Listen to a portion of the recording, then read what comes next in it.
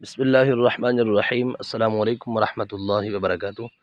آپ سے مخاطب ہیں پروفیسر مفتی محمد عامر سلطانی، گورنمنٹ گریجویٹ کالج چوک عظم الہیہ سے۔ آج کے اس لیکچر کے اندر ہم المستدرک علی الصحیحین اس کا تعارف اور اس کی کچھ خصوصیات دیکھیں گے۔ اس کے اندر پہلا جو ہمارا حصہ ہے وہ المستدرک کا تعارف ہے، اور اس میں امام حاکم اور کتاب کا تعارف ہوگا۔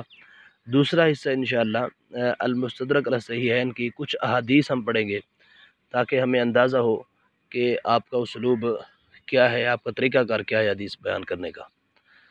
جی یاد رکھیں، مستدرک کہتے کسے ہیں؟ مستدرک حدیث کی اس کتاب کو کہتے ہیں جس میں وہ احادیث جمع ہوں جو کسی مصنف کی شرائط کے مطابق ہوں مگر اس مصنف کی کتاب میں موجود نہ ہوں۔ یعنی کسی مصنف نے کتاب لکھتے وقت کچھ شرائط اپنے لیے طے کر لیں کہ میں ان شرائط کے تحت احادیث کو جمع کروں گا، وہی شرائط کچھ احادیث میں پائی جاتی ہیں لیکن وہ احادیث اس نے کتاب میں درج نہیں کی، تو اگر کوئی اس کے بعد کوئی بندہ، کوئی محدث آ کر انہی شرائط پر جو احادیث پائی جاتی ہیں اور وہ احادیث اس کی کتاب میں موجود نہیں ہیں، ان احادیث کو جمع کر کے الگ مجموعہ تیار کر لیتا ہے، تو اس کو مستدرک کہا جاتا ہے۔ جی محدثین کے نزدیک استدراک کا مطلب یہ ہے کہ ان احادیث کو یکجا کر دیا جائے، جمع کر دیا جائے جو حدیث کی کسی کتاب کی شرائط کے مطابق ہوں مگر مصنف نے ان کو اپنی کتاب میں شامل نہ کیا ہو۔ جس طرح شیخین نے تمام احادیث صحیحہ کو اپنی کتب میں جمع کرنے کا دعویٰ نہیں کیا، یعنی امام بخاری نے یہ نہیں کہا کہ میری ان شرائط پر جتنی بھی احادیث ہوں گی ساری میں جمع کروں گا، ایسا نہیں کہا۔ ہاں انہوں نے وہ جو 4000 ہیں بغیر تکرار کے وہ جمع کر دیں، اور اس کے علاوہ بھی امام بخاری کی شرائط پر پورا اترنے والی احادیث تھیں لیکن آپ نے جمع نہیں کی، اپنی کتاب میں درج نہیں کی، تو گویا کہ بعد میں اگر کوئی آ کر جمع کرتا ہے تو اس کو کہیں گے جو انہی شرائط پر پورا اترنے والی ہیں، تو اس مجموعے کو کہیں گے مستدرک علی البخاری۔ اسی طرح امام مسلم۔ جی تو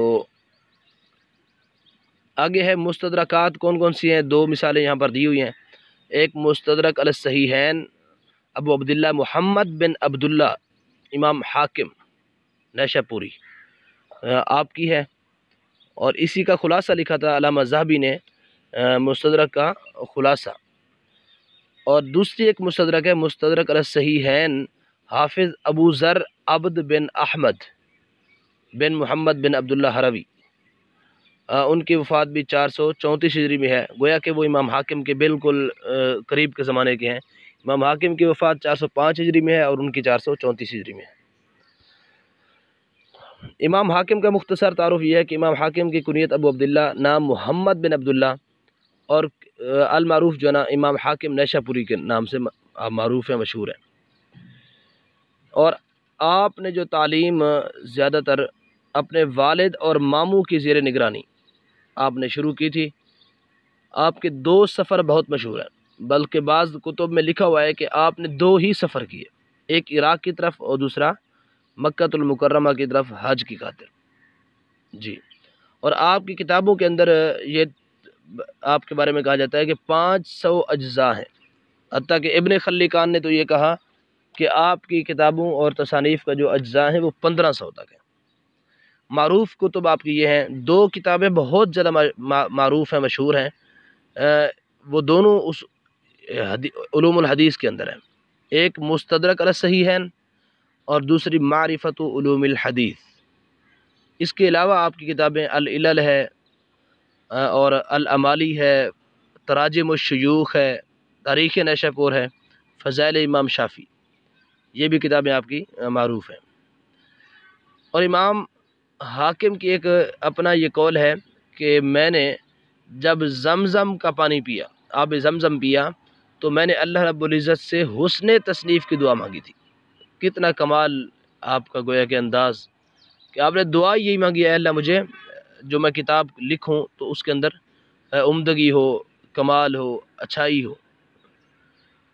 اچھا، اس کے علاوہ ایک بات خاص یہ ہے کہ امام حاکم پر کچھ علماء نے، کچھ لوگوں نے اعتراض کیا ہے کہ آپ شیعہ تھے، آپ اہل تشیع میں سے تھے، بعض نے پھر اس کا رد بھی کیا ہے کہ آپ رافضی نہیں تھے، کٹر شیعہ نہیں تھے، ہاں مائل بتشیع تھے، یعنی اہل تشیع سے نرمی کرنے والے تھے۔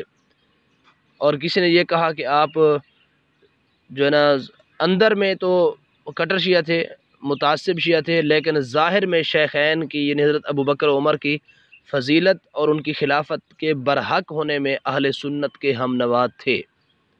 ہاں حضرت معاویہ اور ان کے اخلاف جو ان کے جانشین وغیرہ ہیں ان سے سخت منحرف تھے، اور علامہ ذہبی نے آپ کا اس موقف میں دفاع کیا۔ انہوں نے کہا ہے، میں کہتا ہوں حضرت علی کے مخالفین سے ان کا انحراف صحیح اور درست ہے، شیخین کی ہر حالت میں تعظیم و تکریم کرتے تھے۔ بہرحال آپ کی جو تاریخ وفات ہے وہ 405 ہجری میں ہے۔ اس کے بعد ہے مستدرک علی الصحیحین کا مختصر تعارف۔ امام حاکم نے المستدرک علی الصحیحین کے شروع میں اس کی وجہ تالیف لکھی، وجہ سبب کہ میں نے اپنا سبب تالیف کہ میں نے اس کتاب کو لکھا کیوں ہے، اس کتاب کو تالیف کیوں کیا، اس کی وجہ آپ خود لکھتے ہیں۔ کہتے ہیں کہ ائمہ حدیث میں امام محمد بن اسماعیل البخاری اور امام مسلم بن حجاج القشیری نے صحیح حدیثوں کے دو نہایت عمدہ اور بیش قیمت مجموعے مرتب کیے۔ ان دونوں کتابوں کی پوری دنیا میں شہرت ہے، لیکن اب گویا کہ آپ دیکھ رہے ہیں امام حاکم کے دور میں 405 ہجری میں وفات ہے، تب بھی ان صحیحین کی شہرت پوری دنیا میں تھی۔ اچھا، لیکن دونوں بزرگوں میں سے کسی نے بھی یہ دعویٰ نہیں کیا کہ ان کی جمع کردہ روایات کے علاوہ اور کوئی روایت صحیح نہیں ہے۔ یہ کسی بزرگ نے دعویٰ نہیں کیا کہ ہماری جو روایات ہیں یہی صحیح ہیں، اس کے علاوہ کوئی صحیح نہیں ہے۔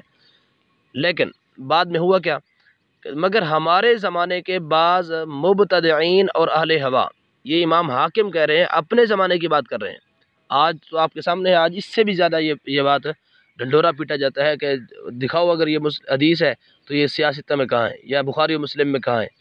یہ گویا کہ آج کی بات نہیں، آج سے 1000 سال پہلے بھی یہی معاملہ تھا۔ تو امام حاکم کہتے ہیں مگر ہمارے زمانے کے بعض بدعتی لوگ اور اہل ہوا یعنی خواہشات کے پیچھے چلنے والے، وہ جو محدثین پر سب و شتم کرنے میں، ان پر طعن و تشریح کرنے میں بہت زیادہ بے باک اور بے حیا واقع ہوئے، وہ یہ کہتے ہیں کہ صحیح روایات کی تعداد 10,000 سے زیادہ نہیں ہے۔ یہ مجموعہ اسانید جو 1000 یا اس سے کچھ کم و بیش اجزاء پر مشتمل ہے، سب کے سب سقیم اور غیر صحیح ہیں۔ یعنی وہ کہتے ہیں یہ جتنی بھی باقی مسانید یا اپنا سند جمع ہے احادیث، اس کے علاوہ سیاستہ بخاری و مسلم کے علاوہ، تو وہ صحیح نہیں ہے۔ اس صورتحال کے پیش نظر اس شہر کے کچھ اعیان و مشاہیر اہل علم نے، یعنی مشہور علماء نے، امام حاکم کہتے ہیں مجھ سے یہ خواہش ظاہر کی کہ میں ایک ایسی کتاب مدون کروں، لکھوں جو ان حدیثوں پر مشتمل ہو جن کی اسانید اسی طرح کی ہوں جس طرح کی اسانید امام بخاری اور امام مسلم نے صحیح اور قابل استدلال قرار دی۔ اس لیے کہ جو حدیث علت قادحہ سے خالی ہو اس کو صحیح سے خارج کرنے کے کوئی معنی نہیں ہے۔ یعنی اگر ایک سند سے امام بخاری اور امام مسلم روایت کر رہے ہیں وہ تو ہم درست قرار دیں، اور اسی سند سے اگر کوئی اور بندہ روایت کرتا ہے تو اس کو ہم صحیح قرار نہ دیں، تو یہ تو زیادتی ہے، اس میں کوئی اس کو ضعیف صحیح نہ مانے بلکہ اس کو ضعیف قرار دے دیں، تو یہ تو کوئی وجہ نہیں ہے۔